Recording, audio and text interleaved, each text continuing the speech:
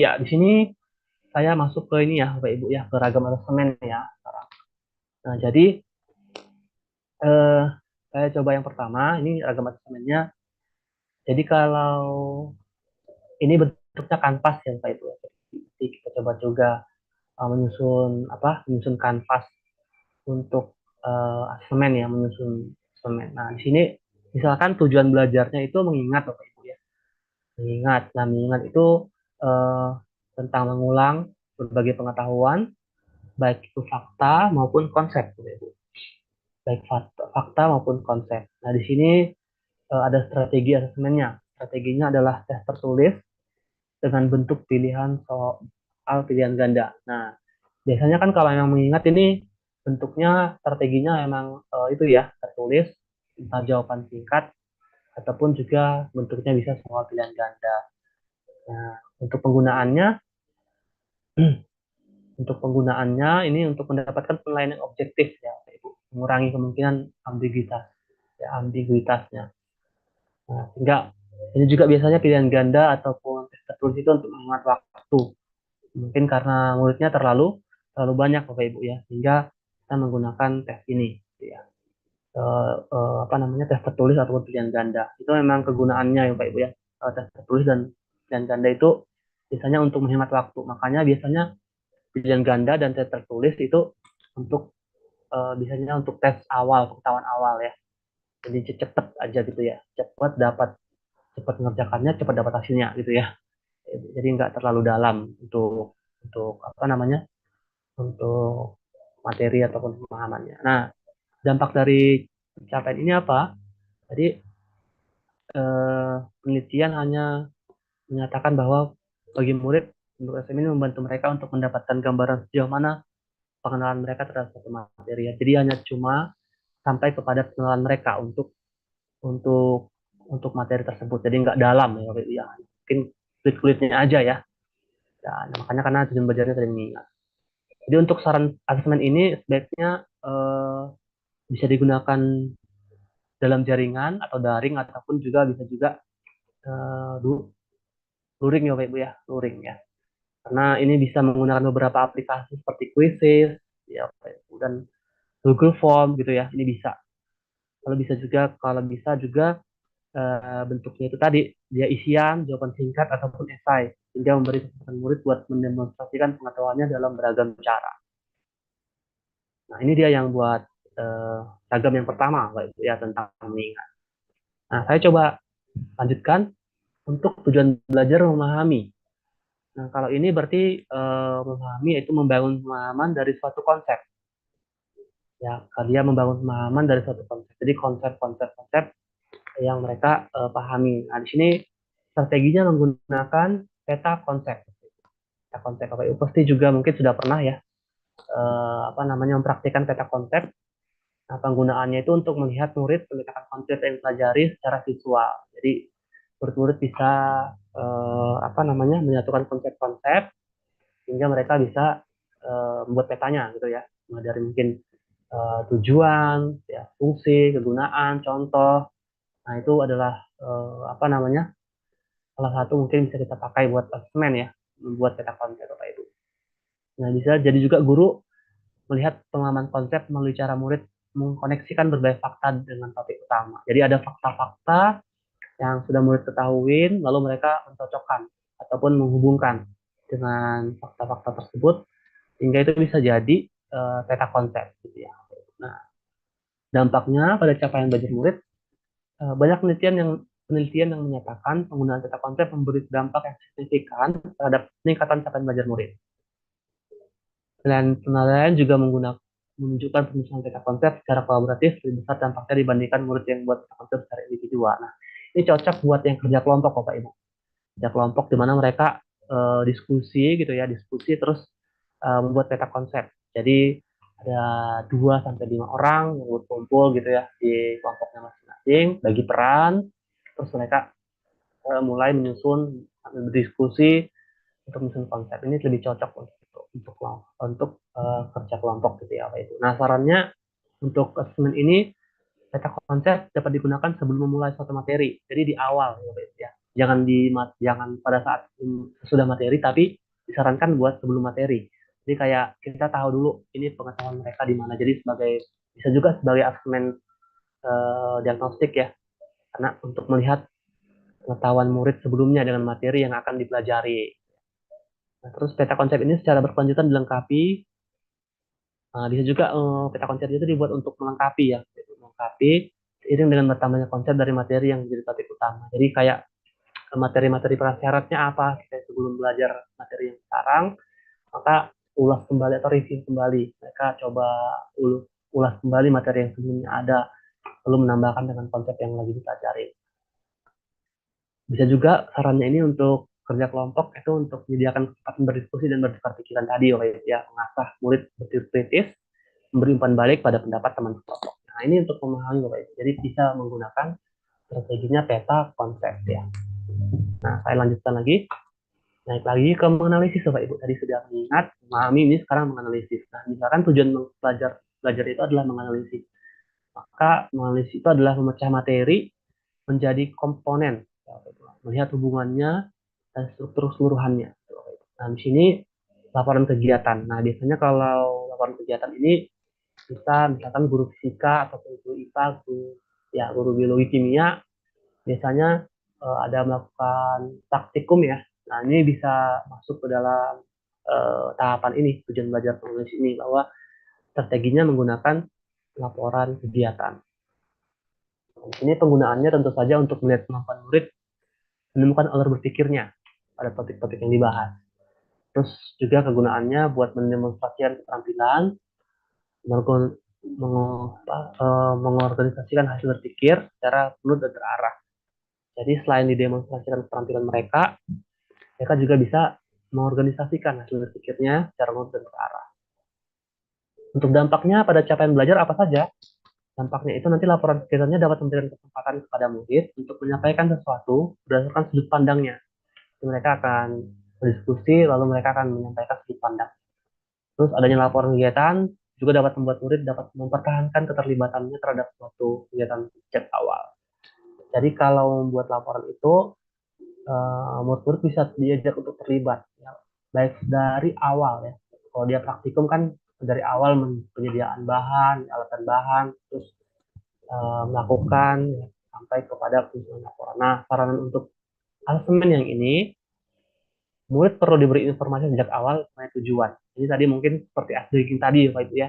Tujuannya apa? Jadi tujuan itu jelas. Ya, pada sejak awal diberi tujuan, terus kontennya bagaimana, kriteria penilaian nanti apa, dan waktu pekerjaan laporan kegiatan. Jadi instruksinya jelas. Jadi seperti tadi asking-nya yang B, kelas B gitu ya. Terus sarannya juga kalau menggunakan ini, guru harus memberikan umpan balik dari laporan yang dibuat untuk memastikan murid-murid mendapat respon mengenai hasil kerjanya. Jadi ini umpan balik ini jadi tantangan juga ya bagi kita, karena kita nggak bisa hanya membuat asesmen semata itu nggak tanpa umpan balik, karena ini sangat diperlukan buat murid-murid kita, mereka dapat respon dari apa yang mereka kerjakan sampai di mana dan apa yang perlu mereka perbaikin ya. Ini sangat penting sekali umpan balik. Terus beri kesempatan murid buat berkonsultasi di sepanjang proses pembuatan laporan kegiatan. Jadi kita guru bisa apa namanya, menyampaikan bahwa jika ada tantangan itu boleh dikonsultasikan kepada guru ya, baik secara kelompok ataupun mungkin secara individu melalui ketua-ketua kelompok ataupun orang-orang yang berperan ya sebagai pemimpin di kelompoknya. Jadi ini tentang laporan kegiatan ya Pak Ibu ya, strateginya. Tadi sudah ada beberapa. Saya lanjut lagi ke evaluasi. Nah ini lebih naik lagi Bapak Ibu. Evaluasi kompetensinya ya. Itu membuat pertimbangan berdasarkan kriteria dan standarnya. Standar. Nah ini studi kasus. Nah studi kasus itu gunanya untuk melihat kemampuan murid menemukan hubungan dari berbagai konsep dengan topik utama. Jadi diberikan kasus, terus diberikan konsep-konsepnya, gitu ya, ataupun mereka mencari konsep-konsep yang eh, mereka apa? Mereka akan susun, gitu ya. Jadi diskusikan dengan topik-topik utamanya. Terus penggunaannya juga buat mendemonstrasikan keterampilan. Ya, mendemonstrasikan keterampilan. dalam melihat sebab akibat. Jadi kan studi kasus ini kan biasanya ada sebab akibatnya, gitu ya. Kita bisa tahu mana sebab dan akibatnya, juga menemukan gambaran besar dari sebuah permasalahan. Karena adalah potongan-potongan kecil, karena studi kasus itu pasti ada alasan, ada penyebab dan juga ada akibat yang bisa disusun menjadi sebuah penyelesaian masalah ya Pak Ibu. Oke. Nah, terus dampaknya pada capaian belajar murid, studi kasus lebih efektif dibandingkan diskusi kelas dan membaca materi melalui buku teks. Diskusi yang diawali dengan kasus-kasus tertentu lebih signifikan memberi dampak pada tingkatan performa murid dalam menganalisis. Kita murid-murid itu biasanya kalau diberikan studi kasus lebih terarah gitu ya, terarah apa yang mau didiskusikan, apa yang mau diselesaikan, terus apa yang mau dicari penyelesaiannya. Jadi sehingga studi kasus ini seperti itu. Nah, sarannya fasilitas diskusi dengan menggunakan pertanyaan terbuka. Nah, ini biasanya dengan fasilitatornya itu menggunakan pertanyaan terbuka, hasilnya dilakukan berdasarkan respon murid terhadap pertanyaan tersebut. Nah, terus pembahasan kasus dalam kelompok dapat membantu murid dalam mencari referensi. Sarannya terus juga stimulasi murid hanya dapat memberikan saran-saran, stimulasi murid hingga dapat memberikan saran-saran yang bisa menjadi solusi dari kasus yang dibahas. Mungkin ketika murid menghadapi tantangan saat apa namanya menyelesaikan studi kasus yang ini, guru bisa memberikan clue atau saran sehingga mereka lebih terbuka jalannya buat menyelesaikan kasus yang dibahas. Ini tentang itu ya Pak Ibu ya, di tahap evaluasi. Nah, ini juga di tahap mengevaluasi dengan strategi asesmen debat. Bapak Ibu mungkin pernah juga ya asesmennya dengan debat gitu, murid-muridnya berdebat. Nah, kalau yang ini membuat pertimbangan berdasarkan kriteria dan standar juga. Jadi mereka diberikan apa namanya sebuah mosi yang mereka bisa pertahankan dengan ada yang pro pasti dan ada yang kontra, ya Bu ya. Biasanya debat seperti itu. Nah, ini penggunaannya untuk melihat kemampuan murid dalam berkomunikasi. Jadi lebih kepada komunikasi dan memilih poin-poin penting yang dapat dilakukan. Jadikan fokus penekanan argumen.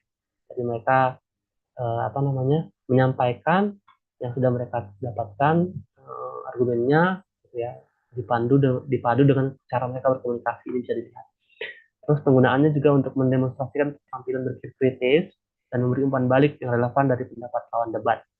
Nah, ini juga bisa kita lihat dengan debat itu berarti berguna untuk mendemonstrasikan keterampilan berpikir kritis mereka. Lalu memberikan umpan balik dari yang relevan, yang apa namanya, yang sejalan dengan lawan debatnya. Jadi nggak keluar argumennya nggak terlalu jauh keluar gitu ya, tetap pada realnya, tetap pada apa yang dibahas. Dampaknya debat ini meningkatkan kemampuan berpikir kritis dan komunikasi verbal murid. Penelitian menunjukkan hasil belajar yang lebih baik saat murid disodorkan satu kasus yang kontroversial. Jadi ini pernah saya coba Bapak Ibu di apa namanya di kelas ya. Saya coba ajak murid-murid buat melakukan debat itu, debat tentang global warming ataupun pemanasan global. Jadi ada yang percaya saat ini gerah karena dampak pemanasan global, ada yang tidak percaya saat ini gerah karena itu bukan merupakan akibat dari pemanasan global. Nah, ini didebatkan sama murid-murid. Mereka cari, wah benar nggak ya pemanasan global membuat kita saat ini merasa gerah? Apa saja penyebabnya, apa saja dampaknya? Itu mereka apa namanya? Mereka cari gitu ya informasinya sampai mereka debat gitu. Dua, ada pro ada kontra. Nah, sarannya untuk yang debat ini bahwa tidak semua topik dapat dijadikan kasus debat, betul ya, tidak semua topik, jadi bisa dipilih topik-topik yang ada pro dan kontranya, itu bisa didebatkan mereka supaya bisa apa namanya mengasah pikiran kritisnya Bapak Ibu ya. Jadi topik yang dapat memberikan kesempatan murid untuk memberi argumentasi yang realistik baik dalam posisi pro maupun kontra. Terus sarannya juga untuk asesmen ini sediakan petunjuk debat yang jelas dan dipahami murid agar terhindar dari debat kusir ya. Jadi biasanya memang kalau instruksinya kurang jelas kita bisa jadi debat kusir Bapak Ibu yang nggak ada penyelesaiannya ataupun malah keluar dari apa yang sedang dibahas. Kalau jelaskan juga mengenai rubrik penilaian tadi kita jelaskan. Ini juga di awal-awal dijelaskan nih, Bapak Ibu. Kalau dalam debat apa saja sih yang akan dinilai gitu ya. Terus gimana proses penilaiannya, nah, ini juga dijelaskan di awal-awal. Next ya Bapak Ibu ya. Lalu ada jurnal refleksi. Nah ini jurnal refleksi ini kalau untuk apa namanya asesmen diagnostik ya, ini bisa juga. Terus saya coba cepat saja Bapak Ibu ya. Nanti Bapak Ibu bisa dapatkan materinya, bisa dibaca lagi gitu Bapak Ibu ya. Juga ini ada evaluasi penilaian mandiri. Bapak Ibu. Penilaian mandiri juga self assessment ya. Dan juga untuk melihat kemampuan murid dalam menilai kondisi saat ini dengan target belajar yang ditetapkan, serta mampu menggunakan kriteria yang ditetapkan untuk penilaian ini. Nah, Bapak Ibu pasti sudah pernah juga yang menggunakan ini, apa namanya, penilaian mandiri ini, di mana kita berikan beberapa pernyataan, terus murid-murid bisa menilai dirinya, bisa dengan range, ataupun bisa dengan kata apa namanya, sudah menguasai, ragu-ragu, lalu belum menguasai, itu mereka tinggal tentang gitu ya. Atau bisa milih poin-poin kalau dia satu masih belum, ya.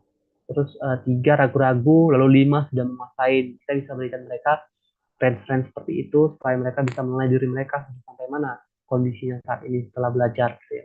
Targetnya udah tercapai ataupun targetnya udah dapat dikuasai belum gitu ya. Nah, itu bisa kita lihat dan menggunakan ini Bapak Ibu ya, self assessment-nya. Jadi eh, itu untuk self assessment.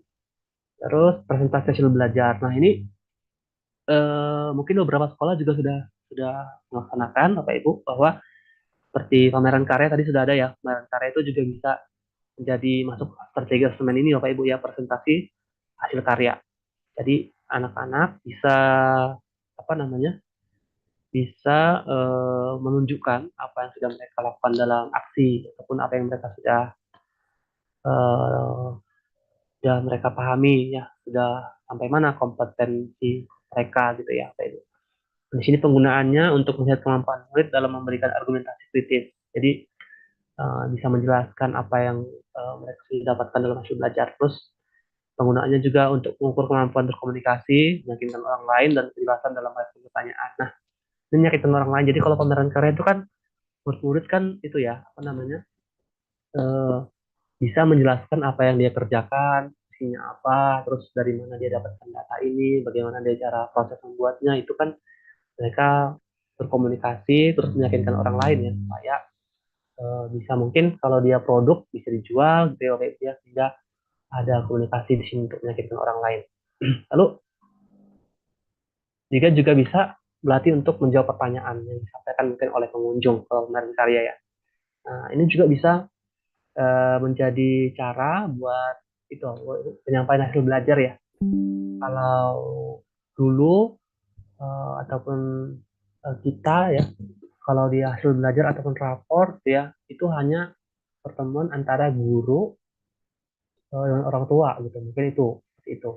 Tapi sekarang ini sudah ada juga beberapa sekolah yang eh, pertemuan antara guru, orang tua, dan si murid. Jadi mereka duduk dalam satu meja, terus si murid diberikan kesempatan buat menyampaikan hasil belajarnya kepada orang tua, gitu ya. Sehingga orang tua tuh tahu anakku sudah masuk di tahap kompetensi mana nih, ya kan? Sudah bisa apa. Nanti, jadi si anak tuh diberikan kesempatan buat menjelaskan hasil belajarnya selama satu semester ataupun satu tahun, gitu, Bapak Ibu ya. Hingga ini sudah banyak juga sih beberapa sekolah yang mempresentasikan hasil belajar. Nah, selanjutnya ini mengaplikasikan. Nah, ini tahap yang paling lebih tinggi Bapak Ibu ya, tentang mengaplikasikan itu menggunakan gagasan dan konsep untuk menyelesaikan masalah. Ini biasanya sudah ada sih, ini diterapkan di P5 ya Bapak Ibu ya, penguatan profil project pelajar Pancasila. Jadi kita temukan masalahnya, temukan caranya, sampai kepada temukan eh, solusinya ya Bapak Ibu ya, jadi aplikasikan sehingga murid bisa melihat kemampuannya, kita bisa melihat kemampuan murid dengan konsep dalam peran tertentu, bisa bermain peran ya Ibu ya. Bermain peran ini biasanya juga bisa dilakukan jika guru sudah mengenal seluruh murid dengan baik, nah, sehingga distribusi peran bisa dilakukan dengan lebih optimal. Jadi memang butuh kedekatan ya dia kalau dia bermain peran. Dia akan instruksi yang jelas tentang apa yang harus dilakukan murid selama berperan untuk menginformasikan publik yang digunakan. Segera berikan umpan balik juga bisa diberikan oleh anggota kelompok yang terlibat. Nah, Misalnya, misalkan kemarin ada juga ini yang P5 itu tentang membuat video kan anti bullying, ya. Video konten anti bullying itu kan berarti kan ada yang bermain peran ya, ada yang sebagai gurunya, mungkin ada sebagai orang tua, ada sebagai murid yang terkena bullying atau tudungan, ada yang sebagai pembullyingnya atau yang sebagai melakukan tudungan. Nah, itu kan bermain peran ya, itu bisa banyak peran itu, dan itu bisa dilihat di asesmen gitu, gimana mereka melakukannya. Gitu ya. Lalu mencipta, Bapak Ibu, ini sampai mencipta, yaitu mereorganisasi berbagai elemen untuk menemukan pola atau struktur baru. Pasti dia menciptakan inovasi, Bapak Ibu. Nah, mungkin bukan hanya produk saja, tapi mungkin bisa juga ide gagasan baru tentang penyelesaian suatu masalah. Jadi ini masuk juga di P5, Bapak Ibu ya, proyek atau karya. Ini kebetulan strategi assessment project atau karya, yaitu penggunaannya memberikan data akurat yang dapat digunakan guru untuk menilai proses belajar serta menunjukkan akibat murid. Lalu gunanya juga untuk pembuatan proyek yang melibatkan banyak perempuan, perencanaan, mengatur waktu, berpikir struktural, dan fokus pada tujuan. Dampaknya itu tidak hanya pada pengetahuan materi, tapi murid juga dapat menggunakan pemahaman yang diperoleh untuk menjadi dasar pikiran pada penyelesaian suatu masalah. Nah, ini kalau sarannya penilaian proyek ini meliputi bisa produk ya atau karya yang dihasilkan, tunjang dengan rubrik yang jelas. Jadi susun rubriknya itu Pak ya. Di sini juga syaratnya bantu murid untuk menyediakan catatan harian, jurnal atau buku aktivitas ya untuk membiasakan pencatatan, juga untuk menjaga komitmen dan kontribusi pada pekerjaan bersama. Karena ini waktunya panjang karena proyek, maka perlu ini catatan-catatan, perlu refleksi-refleksi lagi gitu Pak Ibu ya. Oke.